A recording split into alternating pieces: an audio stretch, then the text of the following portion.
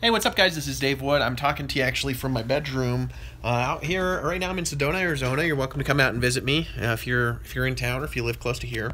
Wanted to do a quick message to you, and just wanted to talk to you, all of you, about what's really important. And this is going to be, I'm just going to kind of talk free, so I'm going to kind of look this way and kind of look back occasionally. And I'm just going to be thinking out loud, hey, what's up, guys? What's up? So I want to talk to you guys about what's really important. Again, I'm in my bedroom, and Paul Gardner, he's doing a live out there on his Facebook. Otherwise, I'd be out there. And I'm borrowing their phone. Somebody actually stole my backpack the other week, so my phone was in there. I had a notebook with like 150 pages of like really intricate information, but it's nothing that could damage me. It's just stuff that now I'll have to rewrite in order to be published in books. And so, don't really have right now a cell phone, but we're gonna have, we're gonna have some more computers here this next week. We've had some financial resources coming in. And so what I want to do is I want to talk to you guys about what matters. Now I don't really have a good lighting right now. My eyes look a little bit sunken. I'm fine. So if anybody asks about that, it's just that I don't have good light on my face, and sometimes that does that because I'm in a bedroom. So what really matters? Well, this is my opinion about it, and this is to take it or leave it. I think that anything that you can take with you when you die is what matters. That's it, right? And what can you take with you when you die, right? Well, handful of things. Part of this is probably useful to understand how the afterlife works and understand what happens after you die. But I'll get into that actually in another video where I'll kind of explain the structure of death and kind of like what happens. And I think that when you guys understand what happens, you'll probably be a little less scared of death, but you'll still have a healthy fear of death, if that makes sense. And so, what really matters is what you can take with you after you die. And that's really all that matters. Nothing else really matters, right? And so what could you take with you when you die? Well, you could take knowledge with you. That's useful, right? I think that knowledge, though, isn't even as useful as relationships, right? I think that relationships are very useful. And by relationships, I mean real relationships that are honest with the people that you love, right? And a lot of us, we've been in situations where we've been in relationships that aren't totally honest. And I think that most relationships are not totally honest. They're very honest. Like the most honest probably relationship I've ever had is with Priscilla, just because we both just are so open with each other when we talk. But also sometimes there's a lack of clarity there with things that causes damage and pain to both of us. But I think that the thing that matters in relationships is that they're real, and they're not for anything, right? Like a lot of people, they have relationships, but they're not because they're just relationships. They have them for some outcome. They have them for some purpose. There's something they want, right? Like you want to be, married to somebody, but you want something from them. Maybe a woman, wants money from them or something like that. And by the way, I'm not referring to anybody here. This is just like I'm kind of talking out the wazoo here, which stands for the ass. That's what a wazoo is. But I think that it's like with relationships. Is that relationship honest, and is it something that you want to have around after you die? It used to be in the United States. I remember when I was a kid, like you could walk down the street in my neighborhood and just knock on any of the doors anytime at night, and people would open the door. And it was beautiful. I remember we used to get phone calls, and we'd actually pick up the phone at dinner, and if somebody needed help, we'd go help them. And I think the problem with society today is that people aren't really focused on what matters, and they're not really focused on things that are eternal, right? Like let me give you some example of eternal things that are very important, right? Like family, right? Family is unbelievably important, right? It's not the only important thing. I mean, this last year I had a conflict where, and this is the biggest conflict I have ever had in my life. I'm going to tell you guys something. Okay, there's never a conflict that I have had bigger, and this is the walk of a prophet. Not everybody has to walk like this, but I kind of do. And when you're called as a prophet, and I'm not talking about like I'm not the prophet of the Mormon Church. I'm talking about I'm a prophet. Okay, and I have really been my whole life. I've never really known why I could do that until this last year, but I've been prophetic my entire life. But the walk of a prophet is kind of like this. Once you know your calling, it doesn't really matter what else you want to do. You have to do the calling. That's how it works, right? Like a lot of people would look at like Noah, for example, and they'd be like, why didn't people listen to him? Well, they don't listen to him because they can't see the flood coming. They don't listen to him because they don't know what Noah knows. They don't listen to him because it looks like there's just daisies and flowers everywhere. That's why they don't listen to prophets. That's why people don't listen to prophetic warnings. They don't listen to them because they've never seen outer darkness. They've never seen it. And because they've never seen it, they have no clue what it is, right? And you couldn't know what it is unless you've seen it. So people don't really listen, and so there's a conflict that usually pops up for prophets. And the conflict is this. The conflict is, do you listen to the people around you who always think you're crazy? Okay, and really that's true. Okay, anybody who has ever had a prophetic calling where they've gone way outside the box, you know what I'm talking about. And there's probably really, of all the people that will ever see this video before you met me, there's probably not very many of you, right? There's probably a handful of you that have had things like this happen and not very many of you. And the reason is because it's like for me, for example, okay, a lot of people, I read a post the other day that said something along the lines that I'm just thinking about myself. When the reality is that absolutely nothing I do and nothing I've done for the last year at all has been for myself. Nothing. See, all I've really wanted this last year, on a personal level, I'll tell you guys, and this is the pain that I have to kind of go through, and I'll go through it and I'll figure it out. But the only thing I want for myself is my family. That's it. Well, a conflict popped up maybe around January time, and really it was popping up before, and it was getting stronger and stronger, and I was like trying to stop it from going what I thought might happen for a while. But what was the conflict? The conflict is my wife, doesn't really believe me. You know what I mean? Now she's gone through phases where she has believed me, and she even saw, a vision, and I have witnesses of that, like my brother Johnny, that I talked to immediately after the conversation, and my parents who were right there. But she doesn't really believe me, and so because she doesn't really believe that what I'm saying is true, and she's not. I'm not going to blame her for this. She has a really hard time with it. And she's thought this whole last year, for example, that I'm putting my own selfish desires above the family, which actually isn't true, because I'm not doing anything for myself at all, right? Because truthfully, if I was doing something for myself, what would I do? Well, I would just cave into everybody around me, and it would be a much easier life, right? I mean, wouldn't it be easier, at least for a short time? It wouldn't be easier over the long haul, I'll tell you that. But wouldn't it be easier for a short time if I just caved in to all the people that think I'm nuts? And I just said, I'm going to do what you guys want, and, whatever you want is what I'm going to do, right? Well, here's the problem with that. The problem with that is, number one, I know what I know, and once I know what I know, I can't go back, right? It's not a matter, and this is something that I don't think a lot of you guys understand who watch me, and who there's two types of people that watch me. There's people that believe me, and there's people who think I'm nuts. Let's just be real, right? I'm okay with that. Like, that is something that, like, I am very accepting of the fact that there's people watching this that will see this.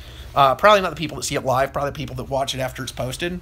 I'm very accepting of the fact that people will see this, and there's a percentage of them, probably a good majority of them, that will see this and see everything that I put out and say, that guy's nuts, he needs help, right? And why are they saying that? They're saying that because what I'm saying is, number one, so far outside the box that they can't fathom it being true, right? But number two, they're saying that because my freedom makes other people feel attacked. That's another reason they say it, because I'm free from emotional issues. Generally, I've hard time. I'm talking about this video about hard times I go through, okay? Because you're enlightened, it doesn't mean you have no hard times. It doesn't mean that you don't experience pain. It means that the cycle of pain that you experience operates in a very different way, right? I have a very bad connection, so I might have some sort of like internet issue or get cut out here in a second. We'll see. I'm gonna put that back down. So in any case though, what happens is that there's a choice presented, and the choice presented is either I could go listen to all the people around me. And you say, well, if everybody thinks that, maybe they think that for a reason. Okay, is the majority ever right about anything? No, they're not, right? So maybe if the majority thinks something, it's actually a reason to not do it, right? Maybe if the majority thinks something, it's a reason to go in the opposite direction, or at least pursue the opposite direction, because the majority, just because somebody believes something and they've got the majority, doesn't mean they're accurate, right? And so, number one, I could cave in. If I caved in, what would happen is I give up on my mission. Well, if I give up on my mission, what happens is I get a severe rebuke from God, like bad, like I get injured. If I don't do, like, you guys don't understand, if you look at prophets, like Jonah in the whale, when Jonah walked away from the mission that God had him on, right? God had him swallowed by a whale, and he was in a whale for 3 days and 3 nights or whatever, and then finally got spit up at shore. And why did he get swallowed by a whale? He got swallowed by a whale because he didn't want to listen. And because God had a very important mission for him and said, this is what you have to do. And once you're a prophet and God tells you what to do, you kind of have to listen. You don't really have a choice on whether you're going to listen or not. You kind of got to do what God says. And there's a reason for that. Why? Because by the time God calls you to that, you've already been through this giant prerequisite experience of knowing that what you're saying is either true or not if you're going to be a prophet, right? So for example, with myself, and this goes into what matters, and what matters is family. Okay, and you say, well, if family is what matters, does it matter more than God? No, it doesn't. But I'd say they're actually they're on the same level in the sense that God says put him first, so God tells you to put him first, and there's a reason for that. It's because God knows better than your family does. He knows better, right? And so if you're willing to take your God and to put him into trash, and shut the door just to go get what you want, you're not really a real Christian. You're not really a real Buddhist. You're not really a real Mormon, right? You're not really a real man or woman of faith if you're not willing to do that. And family members have a really hard time with that, right? My family does, I know. I know my wife has a really hard time with it. And there's always a reason. Sometimes the reason is, oh, it's because of this or it's because of that. But the real thing is that if you put God before them and they know it, well, they're going to have a natural instinct to want to change that. That's how people are. That's how loving people are. And it's not a negative thing. It's just natural instinct of human beings, but you've got to be bold enough to say no. So family really matters, but family can also be destroyed by not listening to God. By either party. And I'm not talking to anybody specifically in here. I'm talking about just in general, right? So in my family, I was blessed to be raised in a family where my parents really treated each other well. And they really treated us well. And there were 7 kids, and we all had plenty of attention. We didn't have as much attention as families that were smaller, but we had plenty of attention in my family. And we lived a great life. We didn't have tons of money. We weren't the richest people in town, but we lived a great life, and we loved each other, and we had great love in the family, right? So I was blessed to live in a family where we had love in the environment. Not everybody's so blessed, right? So my question for you is, what matters to you? What matters to you? And what really matters to you? What really matters to you? Because one of the things that matters to me is seeing you get what you want, whatever that is. Seeing you get to the beaches of the world, seeing you build the house of your dreams, seeing you buy the car of your dreams, that matters to me. But right now, what really matters to me more than anything in the world, is helping the world understand. And I'm not always doing the best job that I could of this. but helping the world to understand where we're really at. Because if you understand where we're really at, you can choose what you want and what you don't want in your life. If you don't understand where you're really at, you can't do that. You have no ability to choose.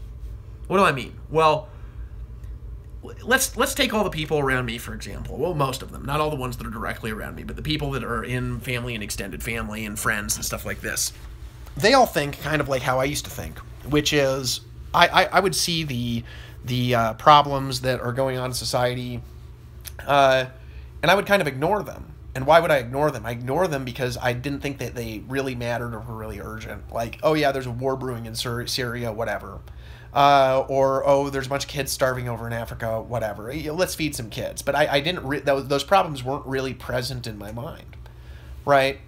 But I've known my whole life. I've been put in the right circumstances. I've been around the right people. I've had the right jobs to kind of know that the environment and the economic systems and all this stuff has been collapsing for a very long time, and it's headed towards a place that if we don't change it, we're all screwed, right? Like all of us are screwed. And it's not a matter. It's not just like that we're all screwed. It's not a prophecy of doom and destruction. It's a matter that if we don't change it, we're screwed. The two are very different. Don't you agree? Like, if we don't change it, we're screwed is very different than we're just screwed, right? And so if we don't change it, I think everybody agrees who watches and pays attention to me that we're all dead. And it might not be the time frames that I think. I might not know the time frames, right? Understanding when things are going to happen is never the easiest thing in the world. But there's a time limitation that we've got on setting things straight before we're screwed. And what do I mean by that? Well, you've got a war that'll lead to nuclear war that'll wipe everything out, according to everyone. So let me put something out here. If that's going to happen, what's more important than stopping that? Nothing. Why? Because if you don't stop that, you don't have your family anyway. Right? And that's the conclusion I came to on my own about a year ago. That and it's not just because of the things that I'm saying, it's because of all the patterns that I know, it's because of all the information I've known my whole life about the environment. I mean, I've been put in situations to learn this stuff for a reason. Because it says in Jeremiah that before I formed thee in the belly, I knew thee, right? Whenever somebody has a big mission, and really anytime somebody's live, they're formed in the belly to accomplish that mission. And so I've kind of like grown up in the right circumstances all the time to learn the right information in order to solve this problem. But I kind of came to the conclusion about a year ago that I've got a choice. And I was hoping that it wouldn't be this. Because I was hoping that for example, my family would just support me. Not support me in the sense that they're letting me be there or they're supporting me with food or they're being a good wife or whatever. I'm not talking necessarily about Priscilla. I'm just talking about everybody I know. I was hoping that well, for example, with her, I was hoping that, for example, that she would just support me and believe in me. Like, I really needed it. I don't need it as much now, but I still need it, like, pretty badly. Like, I need a woman who believes in my vision around. Like, I need it. I'm going to have a hard time doing all the things I need to do without that there. I'm just being honest with everybody. I'll do it. I'm going to get it done, and I'll figure it out anyways. But it's a million times more hard if you're doing it by yourself. And so I've had a hard time with that kind of all year because very few people have believed me. And I didn't really approach it in the right way to get people to believe me either, so I'm not blaming them. And that's something that I've came to the conclusion the last little bit is that, like, if I want people to believe me, number one, I got to go outside my friend circle and find new people, because new people believe me immediately. They don't even question it, right? Because they've never met somebody like me before. But all my old friends who knew how I used to be, they don't believe it. So there's not very much sense. If you think about how much time I've wasted trying to convince people that don't want to hear it, I've wasted way too much time. So if I go out, number one, other people believe it, right? But here's the conclusion that I came to that kind of like put me in a weird funk. And this is what the challenge that I've got for you watching this video is: what's your conflict? Okay, what's your conflict that you're going to encounter that you have to overcome? And mine was this. Mine was, my conclusion I came to is that if I don't do my mission, my family is dead. So am I. Well, not really me. I'm immortal, and we'd find a way probably to help them survive, but it wouldn't be fun. So if I don't do my mission, they're dead. Not from me. I mean, I'm talking about from war and from famine and stuff like that. Okay, just to be clear. And then if I do my mission and my wife doesn't believe in me, maybe I'll lose my family for a bit. So it's a conflict where it's like, okay, do I lose my family for good, and meaning that they die? Or do I be willing to lose them for a little while for God's mission that he put in my heart, and therefore my family stays alive? What's better?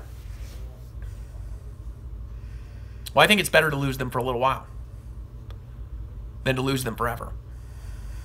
Don't you? See, there's a different reason why I'm doing the things that I'm doing than all the people around me have suggested. You know, people have suggested that I'm doing it because I need help, for example. And the problem with that is, let's say that that's true for a second, okay? Which I think that it's true that we all need help of some kind. But do I actually need, like, for example, psychiatric help? Well, you'd have to get me around a psychologist, first of all, right? Or put me in touch with one, which nobody's done. They've just judged. And that's the first thing that you'd have to do, right? Which I'm fine with doing. But you'd have to pay for it, right? Second thing is you'd have to actually do some scientific studies on me to see if what I'm saying is true or not, which nobody's been willing to do. Nobody's been willing to pay for that. A lot of people have talked shit behind my back, but nobody's been willing to say, hey, look, I'll pay for the scientific studies.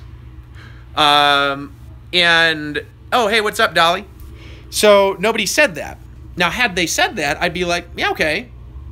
Like, I want you guys to think about how silly it is for a bunch of people who are grown adults to criticize something when I'm saying I've made a scientific discovery just because it sounds silly, just because it sounds out there, and not be willing to pay to check it if they have money. Because if they have money, it's the most important thing any of them have ever encountered in their life. But they're not even willing to check it. They just want me to go to do their thing because they think I've got a problem. But here's the problem with this. I'm happier than all of them, pretty much all the time, right? And I have less emotional issues than them.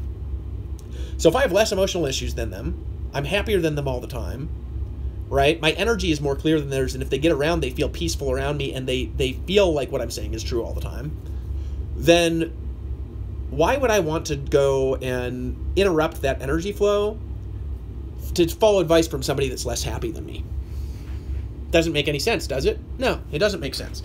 And they haven't even offered. So, but the real conflict is not this. It's not my friends. It's realizing that I came to a conclusion where I saw very clearly that my friends don't really want to hear this, right? It's like they don't want to hear it.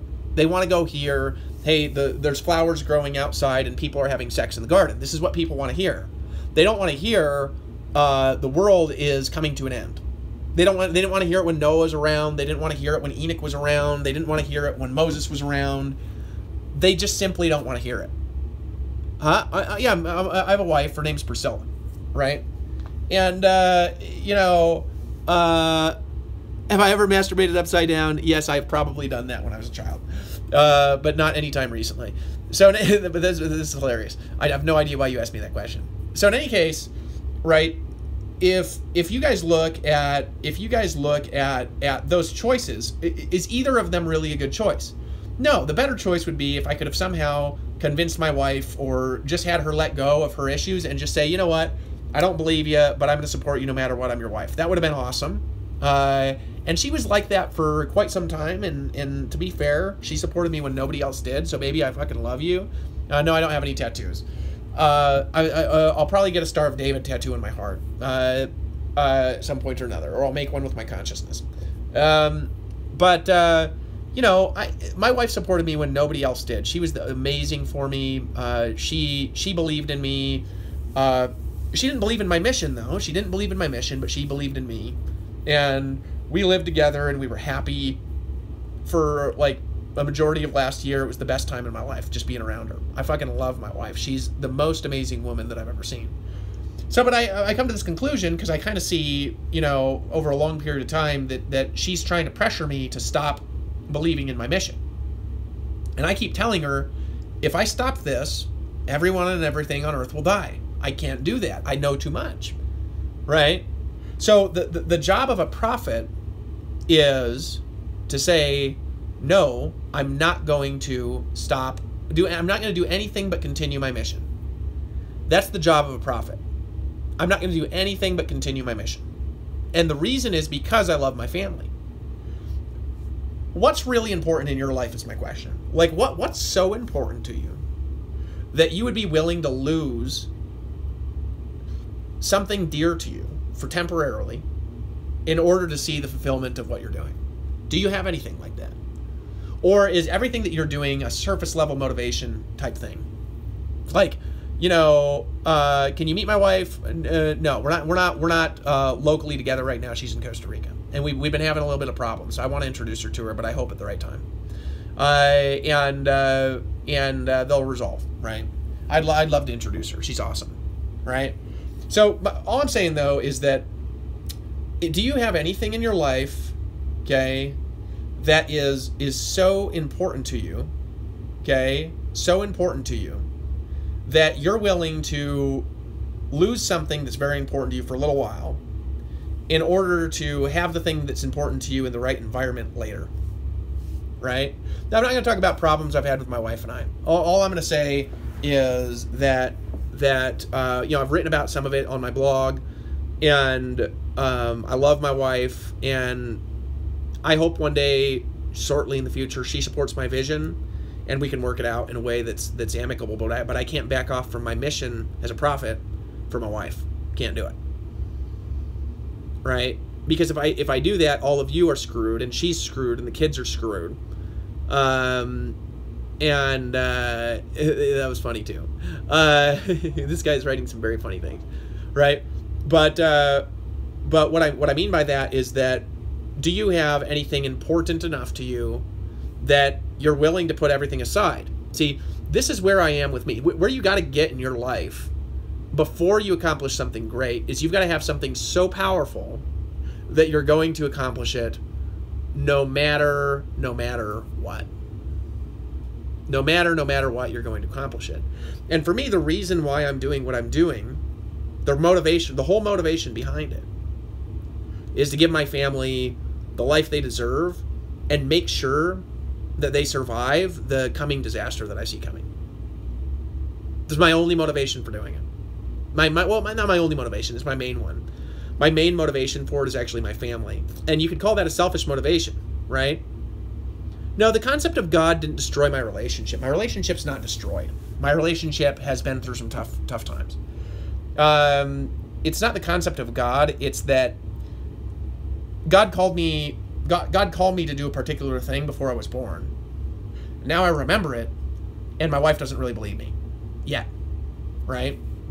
And so she then, what's going to happen to her? Well, then she's going to have resentment, because she's going to think I'm picking something that I'm doing over her, which is actually not what's going on. What's going on is, what's that calling? That calling is I'm King David, right? Like I've been talking about on my channel, right? Yeah, okay. So I come across like the old Dave you remember. Okay, maybe I'll do more videos like this. All right, but my point is that like I can't go submit to my wife when it's going to hurt everyone in her humanity, including her. I have to be a man, right? Does that make sense? I have to be a man. And what do I mean by that? I don't mean ignoring her. I don't mean that I'm not supporting her. It doesn't mean I'm not listening to her. What it means is I can't put her above God. I can't.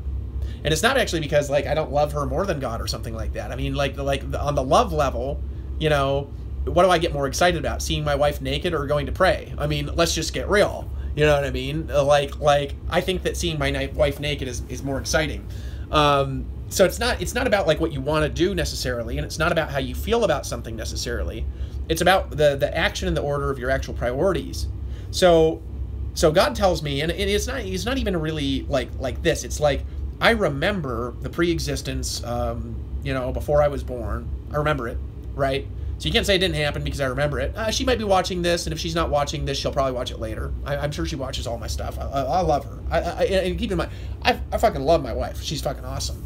But like, do I have a vagina? Does she have a vagina? She is a woman. I'll just leave it at that. She's a beautiful woman. So the thing is, though, if you think about it from like just an understanding perspective, being able to understand, I'm reading this, was genius. Oh, we're relaunching Empower Network, right? We're relaunching Empower Network, a better version of it that's like based on the original system. So, anyways, though, if you take this whole thing, and I'm gonna ignore the comments here for a little bit. If you take this whole thing and you say, all right, where's this going? Well, I want you guys to understand where I'm coming from. That nothing that I do, nothing that I'm doing is for myself. Zero. Which sometimes laughing at these comments popping up. You're hilarious, dude. Keep going. You know, sometimes what happens is people have a mission and then they give up. And they give up because of pressure from family. They give up because of pressure from work. They give up because of pressure from companies. They give up because people don't believe in them. And like I think a lot of people have misunderstood me over the last year because they haven't actually talked to me. They've just, I'm not talking about the ones who've talked to me and then had their own understanding. I'm talking about people that are forming opinions without ever communicating with me in advance of forming those opinions at all, or ever asking me a question, which is not actually very Christian behavior, and it's not actually, yes, I have kids. It's very nice. So God tells me one thing, and then I remember it. So I have this data that, like, I remember my life for, I'm talking about thousands of trillions of years before I ever incarnated, right? Like an amount of information that would boggle all of your minds about like different universes that we lived in that existed before the Big Bang, how the spiritual dimensions work. Like the amount of stuff that I know spiritually is pretty high because I'm enlightened. I also have the gift of the Holy Spirit. I also am kind of a special paradox, you know, and I explain that another time. But I'm kind of a special cat, and we all are. All the people around me are special. They always have been. And everybody's special, but not quite in the same way, and not quite at the same level that we are. We're a special crowd, you and me. And so, you know, I remember all this stuff, and it's like a deep-rooted knowledge that I remember that I have, you know, that I can remember past the seal of the universe. Like I could remember before the Big Bang. I know, for example, how the universe got here, and it's such in-depth information, and it's so detailed and specific, and they're not voices I've heard. I want you to understand this. I don't hear voices. I don't see things. I don't hallucinate anything ever, right? It's just knowledge that I have. It's like stuff that was there that I couldn't access all of my life, and now I have the ability to access. And so I have all this information. And the right thing to do, if you believe the world is going to end and you have a solution to that, is to try to save it. Does that make sense to everybody on here? It's the right thing to do. And sometimes you've got to do the right thing to do, even when it hurts. So my question is, what's important to you? What's important to you, right? What's important to you, right? So what's important to you? Right? So like not like Akashic Records. Akashic Records exist in the astral realms, and I've not really done tons of exploring in the Akashic Records like when I've astral projected. I've been able to astral project since I was like 8 years old, maybe. Like since I was a very young child, I've been able to astral project. So what I'm talking about is I'm talking about knowledge and memories that I have from my spiritual consciousness that is much more vast than my spirit or my body, that I can tap into at any time. So anytime I need information about something that's going to happen, I just go into my spiritual knowledge and I get it. And I have pretty detailed information. Like I could sit here for probably 3 weeks straight, talking straight with new information, and none of it would repeat for 3 weeks. Like that's how unique the information that I have in my head. Anywhere from how the universe got here to the structure of how magic is created to all sorts of stuff.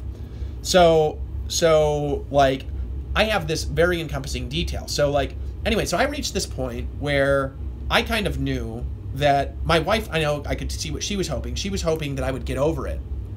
And like was waiting for me to get over it, and I was kind of waiting for her to accept it. Does that make sense? So she's waiting for me to get over it. I'm waiting for her to accept it. And neither one of them quite happened, you know, in the way that either of us wanted. And so sometimes in life what happens is that for the things that actually matter, there's temporary sacrifices that need to be made, and those temporary sacrifices will come back to you if you do the right thing. That's what I believe. So what do I believe will happen? Well, here's I believe a lot of things would happen, and I could go and I could, for example, talk for 2 or 3 hours on, how your life is really going to change when you really align yourself with the mission that God puts you here for, right? And how is it going to change for the positive? There's a bunch of positive ways it'll change. Like the positive ways that it'll change when you really, really, really align with your true mission is that nothing's going to be able to stop you from doing what it is that you're called to do once you know what it is. The reason is because you'll remember it. Because all callings are like that. They come before birth, right? The spiritual callings, they're given to you before birth, right? And if you remember why you're here and who you really are, which all of you have the capacity to do, then nobody can sit there and just beat into you that you're not doing the right thing because you know you're doing the right thing. Does that make sense? Does that make sense? So if you really want to do the right thing and you really want to build a great life, you can't allow yourself to be beaten out of your mission, even by people that really love you a lot, even if they're your spouse, even if they're your family, even if they're your parents. You've got to stick to your guns. My dad was a Mormon missionary, and he was a convert to the church. I was a missionary too of the Mormon church. And my dad was a Mormon missionary, and when he went on his mission, his dad financially disowned him. And what I mean by that is his dad didn't respond to his letters. He just disowned him when he went on a mission. And then he got home after 2 years of being on a Mormon mission, and my grandpa didn't even see him in the airport. Now, my dad always, loved his grandpa, right? But here's what happened, right? Yeah, I went on a mission. I was a missionary. Joseph Smith said that King David is not Jesus. He says it's a king that will rise in the last days. And I actually knew that before I found that Joseph Smith said that. God just told me that I'm King David. When he told me I was King David, he said, look in Ezekiel 37 and then look up what Joseph Smith said about it. It's not Jesus. So I found out that like that. Not by looking at it. And still the people around me, they still don't believe I have prophetic gifts when things like that happens all the time. Right? So yeah, Joseph Smith said that's not, and Joseph Smith never said the prophet would reveal that. He said it was a king that will arise in the last days. King David. If you look up what he said about Ezekiel 37. So yeah, people avoided me when I went to door to door, for sure they did. Right? That was a lot of fun though. I'll probably do that again sometime here. It'd probably be easier to get sales doing that than the internet, to be honest with you, for most of you. I'd say it's not very hard at all to do, to go door to door. Getting sales on the internet is easy too, but it's like it's easy going door to door. So anyway, so I know who I am, and I also know that it's my responsibility to restore Israel, right? It's my responsibility. Like, it's not, I don't really have a choice on it anymore. Because I've accepted the mission already, I don't really have a choice with the things that I have to do. I don't. The choice has already been made for me because I gave up the control over it right a long time ago. I gave it up. And it's not about the fact that I don't have freedom of will. That's not about that. It's that I must pursue my mission. I must pursue my mission. And the reason I have to pursue it is because everybody's lives hinge on it. Everyone's. Yours, your children, my wife. Even if they're not supporting me, their lives hinge on my decisions. So what I've done then is this last year, I have just first I went through a time where everybody around me was trying to get me to hide my mission. And I kind of understand, with my wife, for example, I think it was good for her to do that because she understood what people are going to be attracted to in the marketplace from a business perspective and was trying to root me back into that, which is actually what I was going to do before this World Ventures thing happened. I was going to just go build businesses and keep the King David stuff in the background for a couple of years while I'm building following. And then go have my following separate from my businesses. That was my plan the whole time. Because I'm not going to get into it, but anyways, that was my plan. And so anyways, that plan got kind of thrown on the bus a little bit, and then I changed the plan because I went back towards doing what I originally did, and then I found out that the people around me, they don't really want to hear about it anyway. Other people do. Now, this is the thing. People, for example, Christians I meet, Mormons I meet, that are not people I knew my whole life, no, they totally want to hear about it. They think it's awesome. Random people on the street, they want to hear about it. New people that I market to that I didn't know before, they want to hear about it. The only people that don't want to hear about it are people that I've known for the last few years. They don't, because they're still kind of like, you know, in their little thing where they remember how I used to be years ago, and because they remember how I used to be years ago, right? They have a very hard time with believing that I'm a prophet, because they knew me when I had all these addictions and stuff, and now I don't. And it's very difficult for people just believing your addictions can go away like that. Well, they can. I discovered how, right? I can get rid of somebody's addictions no matter what they are in like months.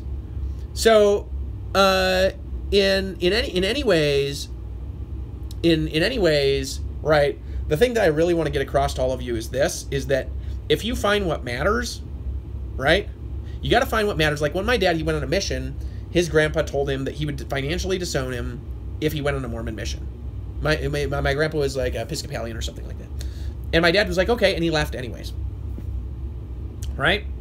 And I never really knew the depth of how hard that was for him until this year. Because this year what I've experienced has been all my friends and people that say that they love me, and then even people that are new relationships, except for a very handful of friends, have all turned their back on me. And it's not been fun, and that has not been easy for me because I love them. And oh, who's typing? That's Paul, probably in my Facebook account in the other room. Right, so it probably means I can walk back out there now because, you know, he's using the computer. I'm doing that with my chi. No, that's Paul. Right. So the things. Hold on. You would have thought you would have had visions. Well, subject to addiction. I don't know what you mean. Right. I had visions my whole life. You know what I mean? Right now, I just have. And by visions, I don't mean I have stuff shutting over my vision. Sometimes I do, but like it's like very specific things that happen very infrequently. Like, I have vision. I have the gift of vision is what I have. And so the things I'm working on, they're beautiful. And it's taken me a while to start getting any kind of a following. And now I have a following developing and a bunch of people that believe me.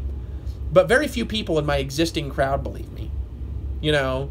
And to me, I'm going to tell you guys the truth. I think that's sad. And the reason is because all of you, sometime in the next 6 months to a year, every single person that knows me is I don't know if it's going to be 6 months to a year. Yeah, the stuff is extremely complex. I understand why they're confused. But I don't think that being confused is any excuse to not support me. I just don't think they have a good excuse to not support me. You know, and my wife supported me for a very long time, and I'm thankful for that. Babe, I hope you support me again sometime. Just support me. Even if you don't believe me, just support me, just as your man, as your friend, as your best friend, as your husband, as your boyfriend or whatever you want to call me. I mean, it's like, I love you, babe, you know, but like, it's been sad. And why is it sad to me? It's sad to me because, like, take for example, there's a guy, I'm not going to mention his name, and this guy was the most messed up guy that I've met in years. He had been kidnapped. I'm not going to mention him, tortured, raped, and I mean, like, just the most awful thing you could imagine. And so, you know, I go to help this guy out, and in order to help him out, I've got to beat him up emotionally. And what do I mean by that? Well, when you got to get rid of a problem, to get rid of the problem, you first have to activate it. And there's nice ways of doing that. And then if the problem's bad enough, you just got to kind of fucking tank into somebody, which is what I kind of did to him. I tanked in him, and I activated his problems in the only way that I knew would get rid of him. And it wound up with, number one, he healed majorly from that. So there's a big healing from it. He turned like 1,000,000 times more confident in like a day. Turned more confident through the week. I was still working on getting rid of his drinking addiction when I left, so hopefully that's been taken. Hopefully he's gotten rid of that, but the core emotional part of it is gone. And it wound up with him kicking me out of his house and me waiting on the sidewalk for 30 minutes in the hot sun, with him being pissed off at me, you know, and then me staying in hostels for like a week. You know, the same thing repeated when I went up to Alaska to do some work with my brother Aki, where I did something that helped my brother, and I didn't get to finish it because as you get dark energy out of somebody, what happens is you got to get a commitment from them that, hey, we're going to go through this process. And now I know this. We're going to go through this process for 7 days. And in that 7 days, we got to continue the process. After the 7 days, you're welcome to stop because you won't need it anymore. But what happened is that same thing. You know, I went there and wound up kind of kicked out. Went down to visit my buddy Scott Halfacre in Seattle. Wound up with my buddy Scott Halfacre calling the police on me when I was in the airport in Alaska, and I haven't even seen him in years. And I'm just sitting there like waiting in the airport to talk to my friends. I mean, I'm not doing anything. And so I'm not saying this because they're not victim stories. They're just things that have happened to me this last year that have been really hard. And why am I doing it is the question. It's because you got to find what matters. See, I know by the power of the Holy Spirit, right? I know who I am, what my mission is, what it encompasses, and I don't know exactly how I need to do all of it. I just know how I need to start going about it. So I know my mission, and I know exactly what it is. Paul Gardner knows his mission. He knows exactly what it is. We don't have all the details laid out yet, but I know what it is, and that mission is so important that if I stop, everyone's dead. Right? Everyone. And it's not because of anything I do, it's because we already can't stop the tidal wave of spiritual evolution that started May 20th, 2017. Same thing that happened before the flood is happening again, right? Whereas people were turning into celestial beings with Enoch and the city of Enoch that was taken into heaven, and people started turning also into Nephilim. And that lasted until essentially the city of Enoch was taken into heaven, the firmament collapsed, causing the flood and wiped out the Nephilim. But this one's going to be worse, and the process has already begun, and because it's already begun, you can't stop it, right? It's an unstoppable process now that it started, and it will just continue and continue, and it'll take different lengths of time depending on how we do it. But the process itself has already started, and therefore can't be stopped.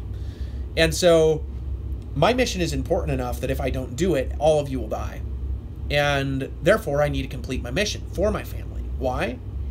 Because if I want to see my family 5 years from now, 6 years from now, 7 years ago, I want them to be healthy and have food, right? I got to complete my mission, because if I don't do that, them and everyone will die.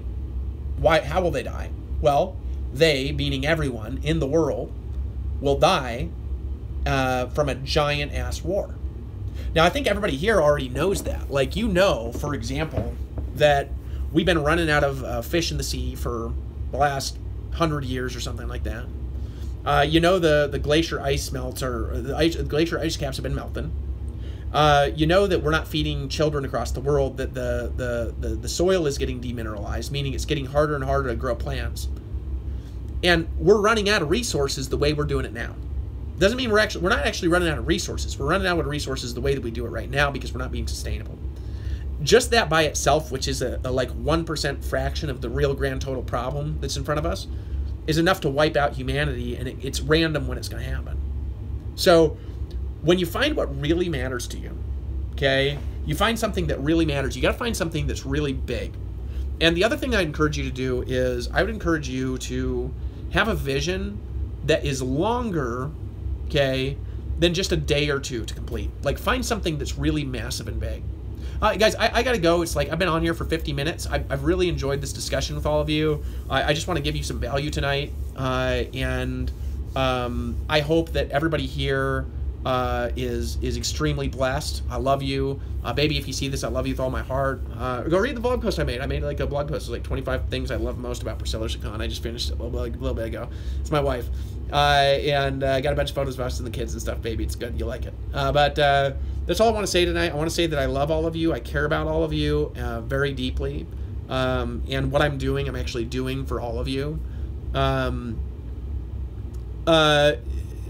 But I think it's true. You don't think it'll happen in our lifetime. Well, here's the thing. Everybody has been thinking. Think about what everybody does.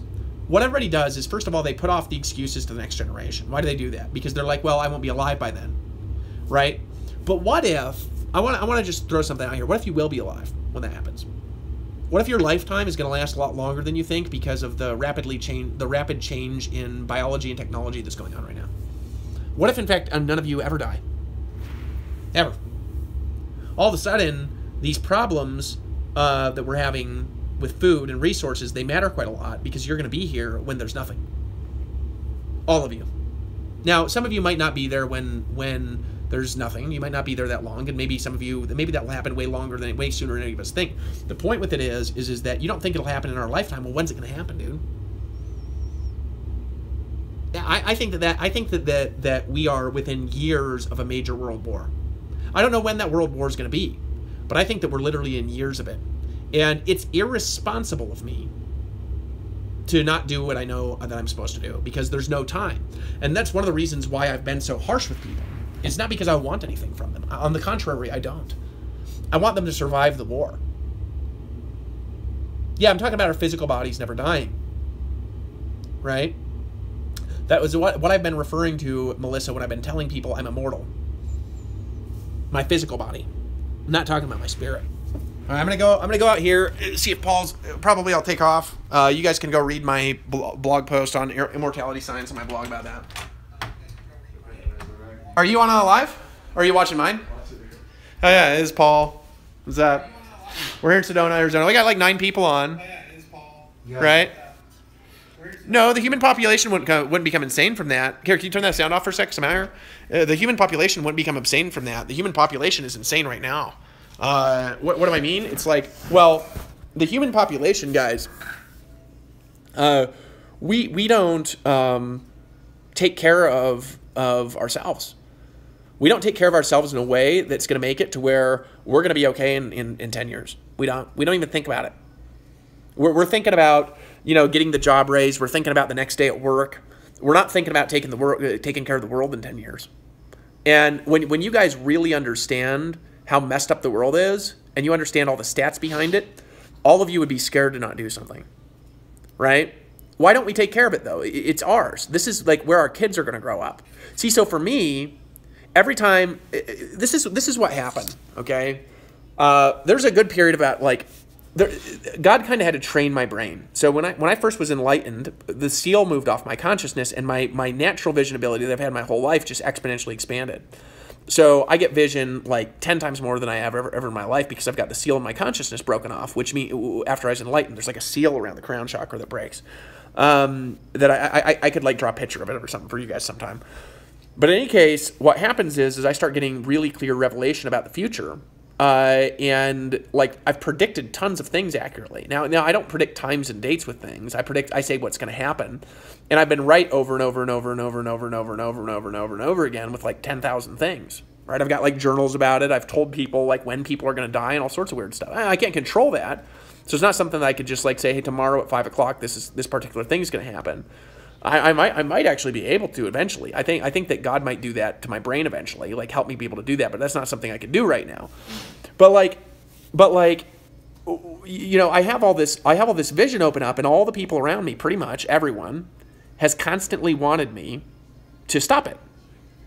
Right? They've wanted me to stop it, and it's like, well, when I thought about stopping it, let me tell you what's happened. Is I've seen visions, and actually now I've just seen them, and they just come into my memory when they're haunting, of nuclear explosions going off all over the world if I stop. So I've got this prophetic type vision where it's basically God is telling me, if you don't complete your mission, you're going to have a nuclear war that nobody's going to be able to stop in the world that's going to wipe out all life forever, and nothing will ever live on the earth again. No stone left. No stone left. And this world's important enough, and I could explain this in another video explaining how the universe got here. This world's important enough that if it doesn't continue living, nothing in the universe ever exists because it emerges from here in the future. Right? And so like I'm in this conundrum where all of a sudden I've got family and people that I really love pressuring me constantly to stop something that I believe if I stop, everyone's dead. Why would that make any sense? Now, if you guys don't believe me, that's one thing. You just say, well, I don't believe that. Okay, fair play. You don't need to believe everything that I say. You shouldn't, right? I'm not God. I'm an emanation of Elohim, of the consciousness of Elohim, because King David is Elohim. But I'm not the Father in heaven, right? I'm King David. I'm David, right? And so, like, it's a little bit of a problem when people around are trying to get me to do something that, number one, I don't really need to do because I'm mentally, aside from the fact that I really, really, really miss my wife badly. And I've probably been struggling with that for the last couple of days. I mean, Paul Gardner will tell you, I'm very honest about everything. I've been really probably struggling with that for the last 2 or 3 days. I miss her badly. But still, even with that, I'm more mentally healthy than all of you guys are. I have more clear emotions. I don't have problems. I know people, like, they've seen me rebuking World Ventures, and they're like, you got so much anger in your heart. Well, no, I'm angry at World Ventures because they're stealing my money, or have been in the past, and hopefully they'll change that, right? I think actually my last video, if they watch it, they'll probably reason with me more because they'll see that I'm reasonable. But nobody wants to have a company go through me attacking them for years straight with outsourcers. They won't survive. No matter how big they are, no matter how much savings they have, they'll eat through it, paying out commissions with merchant accounts getting shut down, you know.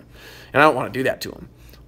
But they've been stealing. So I've been mad, but being mad for, like, you know, and then getting it out in a video is very different than having anger problems. I don't have anger problems. Ask Paul. Do I have anger problems? No. Nothing. Right? So in any case, that's what I mean. That's all why my message for today is what's important to you. If you know what's important to you, and what's important to me, I'm going to go back and reiterate it. The only thing that is the most important thing in the universe to me is my family. Regardless of whether they support me or not, they're the most important. They are God. I put God above them, but I put God above them only because that's supposed to be like that, and I love God, and I'm following the commandments, right? And if you love your family, you're going to put God first because you're going to understand that God's going to help keep your family together. And therefore, you've got to love God and your family about the same. And so, you know, I love my family and I put them first, but putting them first means that I have to do what God called me to do in order to ensure my family survives. And they're not going to survive if I don't do what I have to do. They won't. And neither will your family, and neither will their families, and so on and so on and so on, because of the war that'll come, right? And it's not just me talking about doom and gloom. I have solutions to all of this.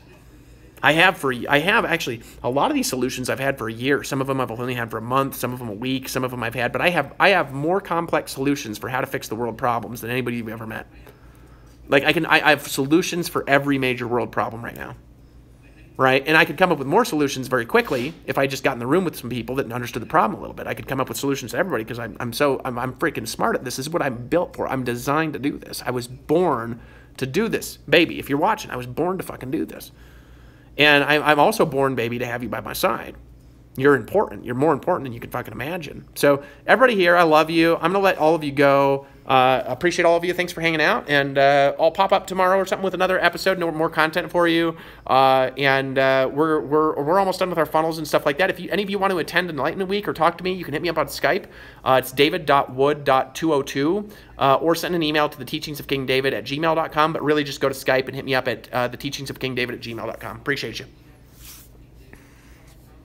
This is the best video by far. Got to do more like this, and people won't be saying crazy stuff about you. Okay, that's fair play. Appreciate you, man. Good feedback. Thank you.